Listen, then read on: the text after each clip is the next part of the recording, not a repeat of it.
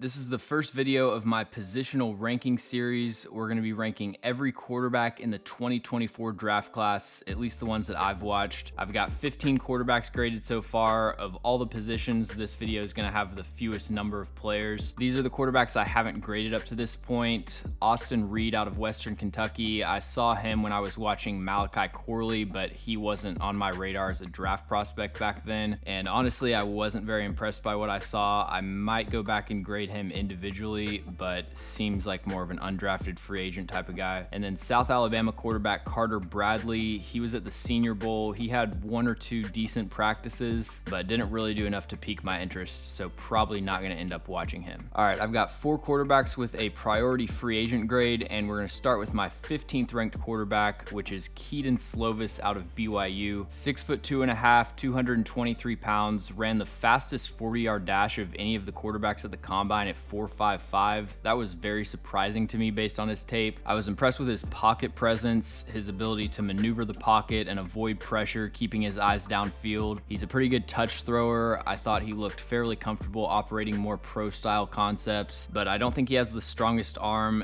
The deep accuracy was very inconsistent. There are times within structure that he was way too hesitant pulling the trigger on his second or third read. When he's working his eyes back across the field, he kind of has to double check to make sure that second read's open, and it allows windows to close, which will be exacerbated in the NFL. And then out of structure, there was kind of the opposite problem where he was over aggressive moving outside the pocket. He didn't have great peripheral vision for defenders waiting to bite on a throw, and that's where you saw the majority of his bad decisions pop up. And then his production basically declined every season of his career. He played 3 years at USC, 1 year at Pittsburgh, and then his final year at BYU. His PFF grade, adjusted completion percentage, and passer rating went down every single year. So yeah, he's my 15th ranked quarterback. Don't think there's a whole lot going on with Kedon Slovis. At 14, I've got Maryland quarterback Taulia Tagovailoa. Played 1 year at Alabama and then 4 at Maryland. He was trying to get that 6th year of eligibility because I don't think it's likely that he's going to get drafted. He's just over 5'10", 200 pounds, and I think it'll be an uphill battle for him to make an NFL roster. He throws with good velocity. He's got a quick release. He doesn't have a great arm in terms of raw strength, but he actually made a lot of impressive tight window throws in that 20 to 30 yard range. It felt like his receivers this year did him no favors. There were a lot of dropped big time throws down the field. I just don't trust his decision making. There were so many awful decisions, especially in the quick game where he was completely blind to an underneath defender. And at 5'10", he really struggles to negotiate crowded pockets and throw over pressure. If he's getting pressured up the middle, his field vision is completely restricted. His only choice is to run backwards and bail outside of the pocket, and there's a steep drop off with his mechanics and accuracy when he's getting pressured. My 13th ranked quarterback is Sam Hartman out of Notre Dame. 57 career starts, one of the most experienced quarterbacks in this class. He has experience operating pro style concepts. He's very comfortable scanning sideline to sideline. I think his best trait is probably his ability to throw with touch. He's got some of the best layered throw ability really of any quarterback in this class. He has a quick release, and I really like his aggressiveness throwing over the middle, specifically down the seam, but his accuracy throwing over the middle was very inconsistent. I also think he needs to improve his timing in that area. He threw his tight ends a good amount of hospital balls and also gave robber safeties an opportunity to break on passes. His ball security and decision making within 5 to 10 yards was pretty rough, and those decision making issues got even worse when he was under pressure. And with all of that, he's just over 6'1". He's got mediocre arm talent, and he's going to be 25 years old when his rookie season starts. So with his experience, I think he could compete for a backup job, but I don't see him bringing more than that to the table. And then my highest graded priority free agent at quarterback 12 is going to be John Plumlee out of UCF. He's another quarterback with a quick release. He's got decent mobility and play extension. I was impressed with some of his anticipation throws over the middle of the field. Out of these 4 quarterbacks in the priority free agent tier, I thought he clearly had the best tape in 2023. His biggest issue was short accuracy, way too many sailed screen passes and checkdowns. I thought his decision making under pressure was pretty rough, and then as with all of these undrafted quarterbacks, he doesn't have elite arm talent. Moving on to the late day 3 tier, at quarterback 11, we've got someone that does have elite arm talent, and that's Tennessee quarterback Joe Milton. I did Command F on my draft board file, and I've used the word generational twice in this class. The first one is Xavier Worthy's speed, which he broke the 40-yard dash record, and the second is Joe Milton's arm talent. I try to avoid using the word generational, but I think in both of those cases, it's a fair use of the word. I think he might have the strongest arm in the NFL next year. He can just effortlessly flick the ball 60 to 70 yards downfield. He's got missed throws on his tape that are honestly impressive, like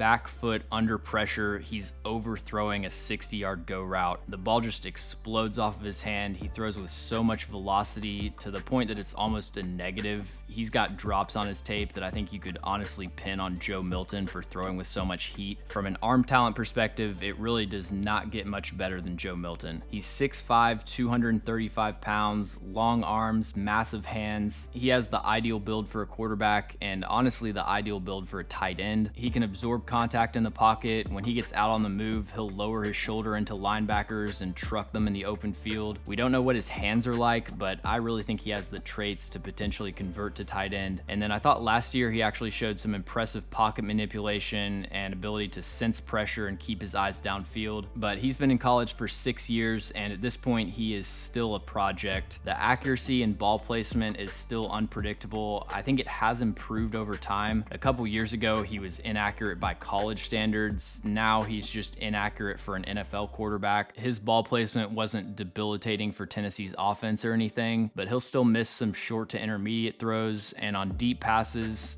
he'll get it, within 10 yards of the target, but you need receivers that are able to adjust deep down the field. And then as a prospect, he's got the same issue that pretty much every Tennessee quarterback's gonna have as long as they're running Josh Heupel's offense. Tennessee's passing game is widening out the receivers as close to the sideline as possible, splitting the field in half. They're either going to hand it off if it's a favorable box count, they're going to throw a screen pass if they're playing off coverage. If not, they're going to run some sort of switch release vertical concept, and the quarterbacks just aren't asked to show that level of decision making and processing that they're going to need in the NFL. A major part of processing for NFL quarterbacks is having the peripheral vision and spatial awareness of where defenders are located as you're throwing over the middle. So if you're working back to throw an in-breaker to the opposite side of the field, you need to understand where the safeties are located, where the underneath defenders are located, and be able to recognize based on the coverage identification if they're going to be able to undercut that pass. And Milton was just rarely asked to even account for those types of things. When they would target the middle of the field, there was some very concerning lack of field vision and awareness. It would just be like a simple 15-yard post against single high coverage. The free safety's in the middle of the field to start out the snap. He doesn't move more than 5 feet post snap, and Milton would just throw that post route directly to the free safety. So there's a lot of natural talent with Joe Milton, but the accuracy still needs work. And with processing and reading the field, I just think he's a complete project. If he was 21 years old, maybe you take that in the late 4th to early 5th, but it's hard for me to see a whole lot of improvement in that area at 24. And then at quarterback 10 with a mid 7th round grade, I've got Jordan Travis out of Florida State, another player that's pretty undersized. He's got some play extension ability and decent athletic traits. He has experience throwing over the middle of the field, working through his progressions from the pocket, but he's an older prospect that doesn't have a very strong arm, so that kind of caps how high my grade can be for him. With Travis, I thought he was an exceptional touch thrower, especially outside the hashes, but then he can zip tight window passes down the seam. He did a great job of recognizing when linebackers would turn their back and get into that robot technique and just attack them over the middle of the field. He has a very unorthodox throwing motion where he's kind of flailing his back leg, putting his arm into everything, and on a per throw basis, he was actually fairly accurate. He ranked 4th in this class in on target rate at 75.6%, but when he misses